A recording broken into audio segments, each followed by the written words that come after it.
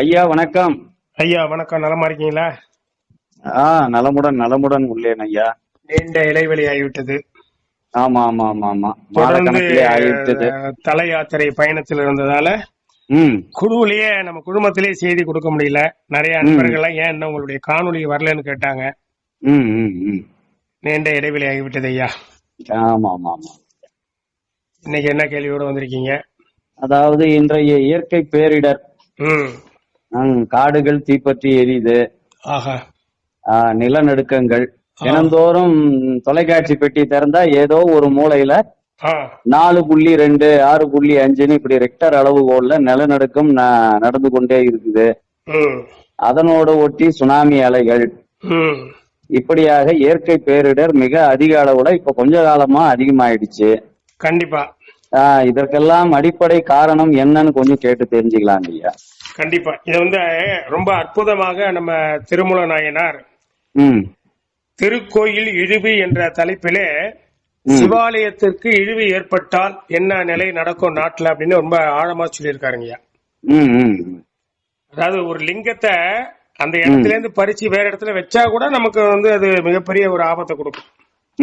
உதாரணத்துக்கு பாத்தீங்கன்னா திருவெண்பாக்கங்கிற ஒரு பாடல் பெற்ற தலம் இன்னைக்கு பாத்தீங்கன்னா அந்த பூண்டி நீர்த்தேக்க ஏரியில தான் அந்த தலத்தோட தட அடையாளம் இருக்கு, பாழடைஞ்சு போயிருக்கு.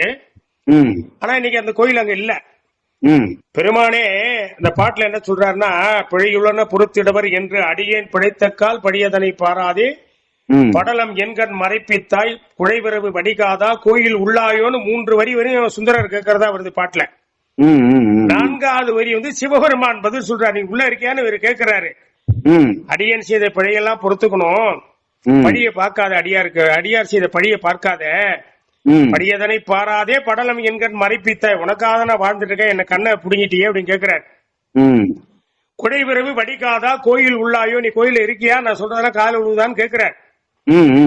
4வது வரி சிவபெருமான் சொல்வதாக அந்த பாடல் அமையுது. உடை உடையான் உள்ளிருந்து உலோம் போகீர் என்றானே, உள்ள குரல் ஒலிக்குது. நான் உள்ளதான் இருக்கேன்னு, நான் இங்கதான் இருக்கேன்னு சொல்லி இறைவன் பதில் கொடுக்கிறார். அந்த தட அடையாளம் சிவபெருமான் சொன்னார் இல்லையா, கருவறையில இருந்து நான் இங்கதான் இருக்கேன்னு சொன்னார்ல, அங்க இன்னைக்கு இறைவன் இல்ல இல்லீங்களா? இது ரொம்ப வேதனைக்குரிய விஷயம்ல இன்னைக்கு. கண்டிப்பா அந்த இடத்துல ஒரு பாடடைஞ்சு போய் ஒரு பாடடைஞ்ச பங்களாவா சின்ன ஒரு மதில் சுவர் மண்டபம் தான் இருக்கு அங்க. இன்னைக்கு நீங்க போனாலும் பாக்கலாம், நான் போய் பாக்கணும்னு இருக்கேன்னு வச்சுங்களேன். ஆனா அந்த தளத்துல உள்ள லிங்கத்தை பிடிங்கி வேற இடத்துல நுங்கம்பாக்கத்துல எங்கேயோ ஒரு இடத்துல வச்சுட்டாங்க. பல நூற்றாண்டுகள் பல ஆண்டுகளுக்கு முன்பாக வச்சுட்டாங்க. அது அணில இந்த ஊர்லயே வெளியில பாத்தீங்கன்னா இப்ப திருவெண்பாக்கம் ஒரு தளத்தை உருவாக்கிட்டாங்க. பின்னாடி ஏற்படுத்தப்பட்டது இதெல்லாம். எதுக்காக சொல்றேன்னா, இறைவனே அருளிய இடம், நான் இங்கதான் இருக்கேன்னு சொன்ன இடத்துல இப்ப அவர் இல்ல. இதெல்லாம் நமக்கு ரொம்ப ஒரு அழிவு தானே. கண்டிப்பா. இததான் அவர் சொல்றாரு, தாவர லிங்கம் பரித்தொன்றில் தாபித்தால் ஆவதன் முன்னே அரசு நிலை கெடும், சாவதன் முன்னே பெருநோய் அடுத்திடும், காவலன் பேர் நந்தி கட்டுரைத்தானேங்கிறார் திருமந்திரம்.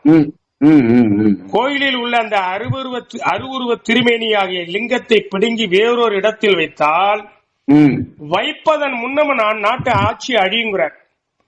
பிடுங்கி வைத்தவன் இறப்பதற்கு முன்னே தொழுநோயால் பற்றப்படுவான்கிறார். யாரு சொல்றாருன்னா சிவபெருமான் சொல்வதாக திருமூலர் சொல்றார். பாத்தீங்களா? அப்ப ஒரு கல்ல பேர்த்து எடுத்தா கூட அது நமக்கு பிரச்சனை. மதில் உள்ள ஒரு கல்ல கூட சிவாலயத்துல பிடுங்க கூடாது. கட்டுவித்தார் மதில் கல் ஒன்று வாங்கிடில் வெட்டுவிக்கும் அபிடேகத்து அரசரை ஒட்டுவிக்கும் முனி வேதியராயினும் வெட்டுவித்தே விடும் விண்ணவன் ஆணையேங்கிறார். வெட்டுவித்தே விடும் விண்ணவன் ஆணையே. கட்டப்பட்ட அந்த மதில்ல ஒரு கல்ல பெயர் தெரிந்தா கூட போறோம். சிவாலயத்தில் கட்டப்பட்ட அந்த மதில்ல அந்த தீமையானது முடிசூட்டு விழா நிகழ்த்தப்பட்ட மன்னரை வெட்டி வீழ்த்துங்கிறார். முனிவர் செய்யும் தவத்தை முற்று பெறாமல் போக செய்துவிடும். முனிவர் செய்யக்கூடிய தவம் கூட முற்று பெறாம போயிடுமா. பார்த்துட்டு உட்கார்ந்து முனிவன் தவம் செய்யக்கூடாது இல்ல.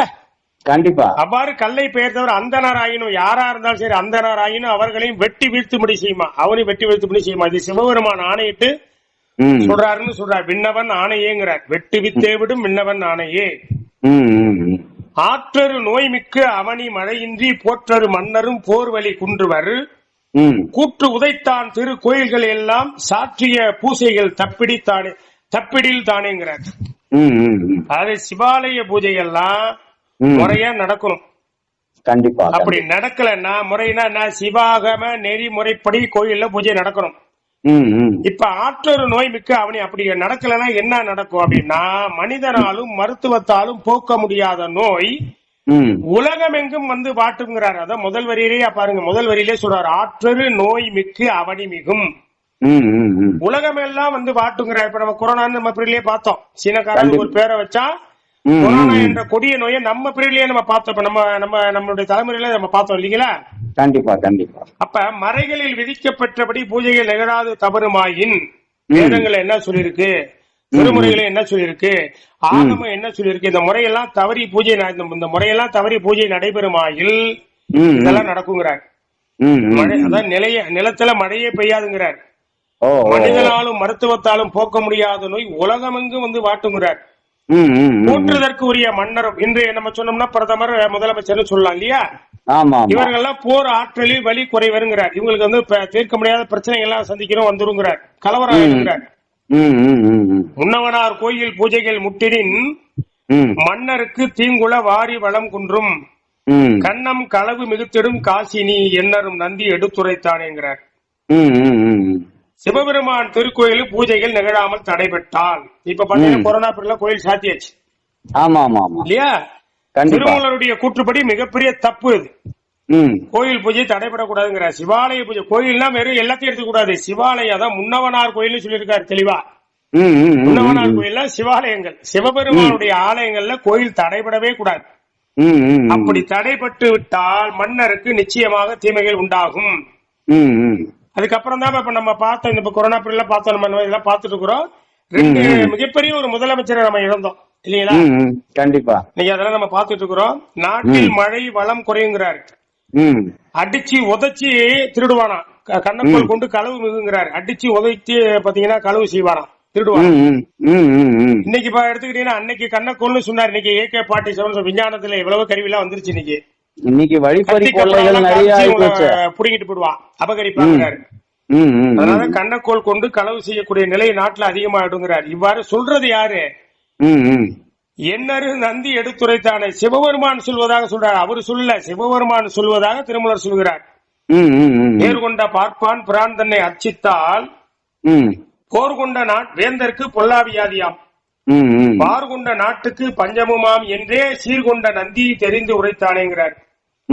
பார்ப்பான், பெயரளவில் பார்ப்பான் என்பவன் பூஜை செய்வதற்கு தகுதியை பெறாத பார்ப்பான் சிவபெருமானுக்கு பூஜையை செய்தால் போர் தொடுத்து செல்லும் மன்னருக்கும் பொல்லாத நோய் உண்டாகுங்கிறார். உலகம் முழுவதும் பரவியுள்ள நாட்டில் பஞ்சமும் ஏற்படுமா. இந்த மாதிரி எல்லாம் இயற்கை சீற்றங்கள்லாம் வருங்கிறத தெளிவா சொல்றார். சிவபெருமானே சொல்றார், பார்ப்பான் பூஜை செஞ்சாவே நாட்டுக்கு நோய்ங்கிறார்.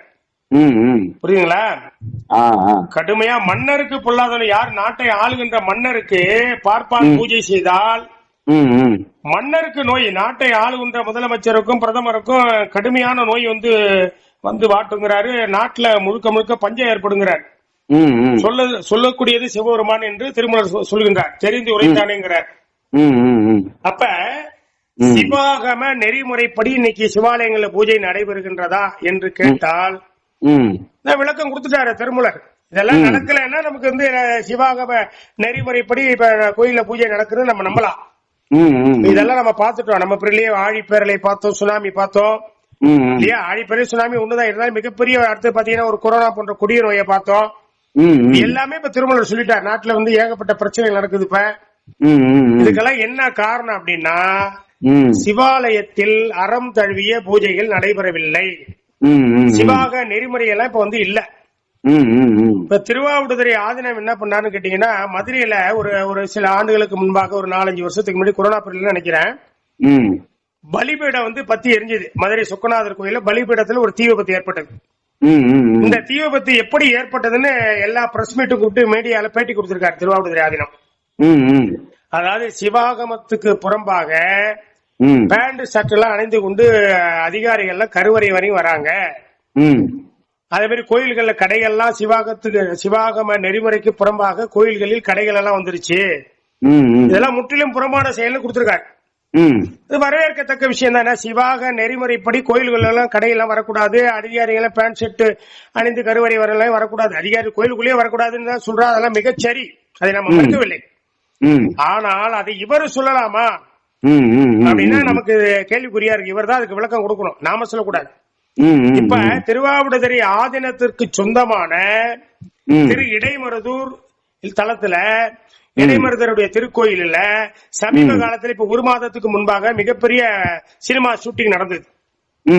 பல தடவை நடந்துகிட்டு இருக்குங்க. இப்ப சமீபத்துல நான் கண்ட காட்சியை உங்களுக்கு சொல்றேன்.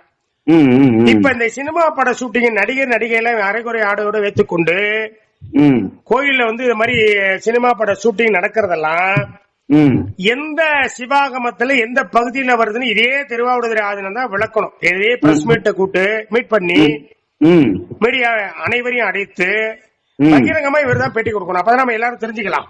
கண்டிப்பா பாமர மக்கள் நமக்காக இன்னைக்கு இந்த காணொலி என்பது நமக்காக அல்ல, பாமர மக்களை எல்லாம் புரிஞ்சுக்கணும் இல்லீங்களா. இது எந்த சிவாகமத்துல சினிமா ஷூட்டிங்ல எந்த சிவாகமத்துல வருதுன்னு இதே திருவாவடுதுறை ஆதீனம் இவர் தான் பேசியிருக்காரு வன்மமா. என்ன பேசிருக்காருன்னா, சிவாகம நெறிமுறைப்படி பூஜைகள் எல்லாம் நடைபெறாத காரணமும் இந்த மாதிரி பிரச்சனை எல்லாம் வரதுக்கு அசம்பாவிதம் ஏற்படக்கூடிய காரணம்லாம் இத மாதிரி கோயில்கள கடைகள் வந்தது, அதிகாரிகள் எல்லாம் பேண்ட் ஷர்ட் அணிந்து வருவது, இதெல்லாம் சிவாகம நெறிமுறைக்கு முற்றிலும் புறம்பான செயல் பேசியிருக்காரு. இப்ப இதற்கு இவர் தானே பதில் கொடுக்கணும். கண்டிப்பா கண்டிப்பா இல்லீங்களா. நீங்க சிந்திக்கணும், இந்த சினிமா பட ஷூட்டிங்லாம் எந்த சிவாகமத்துல எந்த பகுதியில வருது, இதெல்லாம் நடத்தலாமா, ஷூட்டிங் எல்லாம் நடத்தலாமான்னு இவர் தான் சொல்லணும். மறுபடியும் பிரஸ் மீட் அழைத்து இவர் தான் வந்து பேட்டி கொடுக்கணும். நாம மட்டும் இல்லாம பொதுமக்களும் பாமர மக்களும் பக்தியோட பக்தியில இருக்கக்கூடிய நம்ம அன்பர்களும் அடியார் பெருமக்களும் எல்லாரும் தெரிந்து கொள்ள ஒரு வாய்ப்பாக இருக்கும் இல்லீங்களா. இதை வந்து பகிரங்கப்படுத்தணும். இவர் கூட்ட எல்லாம் நெறிமுறையோட இந்த மாதிரி எல்லாம் வந்து இருக்கக்கூடாதுங்கிறது அந்த செய்தியை சொன்ன இவரு இதையும் கூப்பிட்டு நம்ம மீடியா கூப்பிட்டு தெளிவுபடுத்தணும் நமக்கு இல்லீங்களா. சினிமா பட ஷூட்டிங் வந்து எந்த ஆகமத்துல வருது, இதெல்லாம் கோயில நம்ம வந்து சினிமா பட ஷூட்டிங் வாடகைக்கு நம்ம படத்தை வாங்கிட்டு இதெல்லாம் வந்து வாடகைக்கு விடலாமா கோயில இல்லீங்களா. கண்டிப்பா இதெல்லாம் அவர் தான் தெளிவுபடுத்தணும். ஏன்னா மக்கள் வந்து அறிஞ்சுக்கணும்ல. ஏன்னா அவர் தானே சிவாகமத்துக்கு புறமெல்லாம் பத்தி பேசியிருக்கிறாரு. இது சிவாகமத்துக்கு புறமான செயலா அல்லது சிவாகமத்துக்கு உட்பட்ட செயலா என்பதை திருவாவடுதுறை ஆதீனம் அனைத்து மீடியாக்களையும் கூட்டு பகிரங்கமாக வெளிப்படுத்த வேண்டும். இதான் நம்மளுடைய கோரிக்கைங்க. இரண்டாவது, சிவாகம நெறிமுறைப்படி இந்த பரிகார பூஜைகள், நவக்கிரக பரிகார பூஜைகள், அந்த தோஷம் இந்த தோஷம் கழிக்கிறதுல சிவாலயத்தில் நடந்துட்டு இருக்கு. உங்க கோயிலேயே பிரம்மகத்தி பூஜை, திருவிடைமருத்தூர்லயே பிரம்மகத்தி பூஜை நடத்துறாங்க இல்லீங்களா. வரகுண பாண்டியன் வந்து சிவபெருமானை வழிபட்டுதான் அந்த மனக்கிளேசம் என்ற அந்த தோஷத்தை நீங்க பெற்றான் என்பது வரலாறு. அத தட அடையாளம், அதாவது பிரம்மகத்தி தோஷ தட அடையாளத்தை உருவாக்கி ஒரு பொம்மையா வச்சிருக்கிறாங்க. எங்க அவருக்கு மனக்கிளேசம் நீக்கப்பட்டதோ மூலஸ்தானத்துக்கு முன்பாக உள்ள ஒரு கோபுர அடிவாயில தான் அந்த தட அடையாளம் இருக்குங்க. அங்கதான் அவருக்கு வந்து அந்த மனக்கிளேசம் மனப்பாரம், அதாவது மனப்பாரம் நீங்கியதுக்காக ஒரு தட அடையாளத்தை உருவாக்கி வச்சிருக்காங்க ஒரு பொம்மைய. அங்கதான் அந்த பிரம்மகத்தி தோஷங்கிற பரிகாரத்தை செஞ்சிருக்காங்க அந்த பொம்மையிட்ட வச்சு. வரகுண பாண்டியன் வரலாற்றை படிச்சோம்னா சிவபெருமானை வழிபட்டுதான் மனக்கிளேசம் நீங்க பெற்றான்ங்கிறது வரலாறு. இவர்கள் எங்க அந்த தட அடையாளம் இருக்கு இல்லையா, எங்க நீங்கிறதுக்காக அதாவது அவர் மனக்கிளேசம் நீங்க பெற்றதுக்காக ஒரு தட அடையாளத்தை வச்சிருக்காங்க. ஒரு உருவ பொம்மைன்னு வச்சுங்களேன், கல் உருவ பொம்மைன்னு வச்சுங்க. இப்ப அந்த இடத்துல இந்த பரிகார பூஜை நடக்குது. இப்ப யாருக்கு இது நடக்கணும்? நிஜத்தை விட்டுட்டு நெடலுக்கு பண்ணுகிறாங்க. இடைமருது பெருமானை வணங்கிதான் மனக்கிளேசம் நீங்க பெற்றான் வரகுண பாண்டிய மன்னன் என்பது வரலாறு. இப்ப இந்த பூஜை யாருக்கு நடத்தணும்? சிவபெருமானுக்கு நடத்தி இந்த மாதிரிலாம் நடத்தி ஒரு அபிஷேகம் பண்ணி ஆராதனை செய்து அப்புறம் ஒரு நம்ம திருமுறைப்படி வழிபாடு செய்தால் நிச்சயமா நீங்க நம்ம வந்து மாற்று கருத்து இல்லை இல்லீங்களா. ஆனா இங்க வந்து பிரம்மகத்தி தோஷம் கழிக்கிற இவர்கள் யாரு கழிப்பதற்கு? சிவாச்சாரியார்களா இதுக்கு வந்து முறையா சிவாகம நெறிமுறைப்படி இதெல்லாம் செய்யறாங்கன்னா இதையும் சேர்த்து திருவாவடுதுறை ஆதீனம் லெட்டர் பேர்ல கொடுக்கணுங்க. இதுல இந்த மாதிரி ஏற்கனவே நம்ம இதெல்லாம் கேட்டு பாத்தீங்கன்னா இதுல லெட்டர் பேர்ல கொடுக்கணும். இந்த பூஜையை செய்யலாமா? பிரம்மகத்தி தோஷம் என்பது தோஷம் கழிக்கிற பூஜையை தான் வரகுண பாண்டியன் செய்தாரா?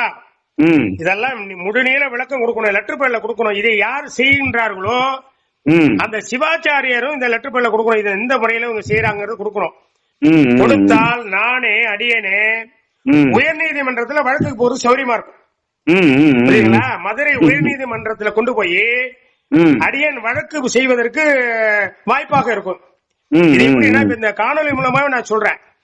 முறையாக லெட்டர் பேர்ல திருவாவடுதுறை இந்த பிரம்மதி தோஷ பூஜை, இந்த பரிகார பூஜை எப்படி நடக்குது, சிவாகம நெறிமுறைப்படி நடக்குதா, இந்த பூஜையை தான் வரகுண பாண்டியன் செய்தாரா அப்படின்னு யார் கொடுக்கணும்? இதை செய்யக்கூடிய சிவாச்சாரியர்களும் கொடுக்கணும். முறையாக லெட்டர் பேர்ல திருவாவடுதுறை ஆதீனமும் கொடுக்கணும். கொடுத்தாக அந்த வழிமுறை எப்படி நம்மளுக்கு வந்துடும் இல்லைங்களா? அதை பார்த்து கொண்டு இது தவறா சரியா என்று நாம் சீர்தூக்கி பார்த்து கொண்டு, ஏன்னா சிவாக நெறிமுறையில இருக்கணும் இதெல்லாம், இதுக்கெல்லாம் சம்பந்தமே இல்லைங்கிறது என்னுடைய கருத்தை. அவங்கதான் சொல்லணுங்க. இதற்கு முழுநீளம் விளக்கம் தந்தால் மதுரை உயர்நீதிமன்றத்தில் அடியேன் வழக்கு பதிவு செய்ய வாய்ப்பாக இருக்கும் என்பதை இந்த காணொலி மூலம் நான் தெரிவித்துக் கொள்கிறேன். கண்டிப்பா. இது முழுநீள விளக்கம் யார் தரணும்?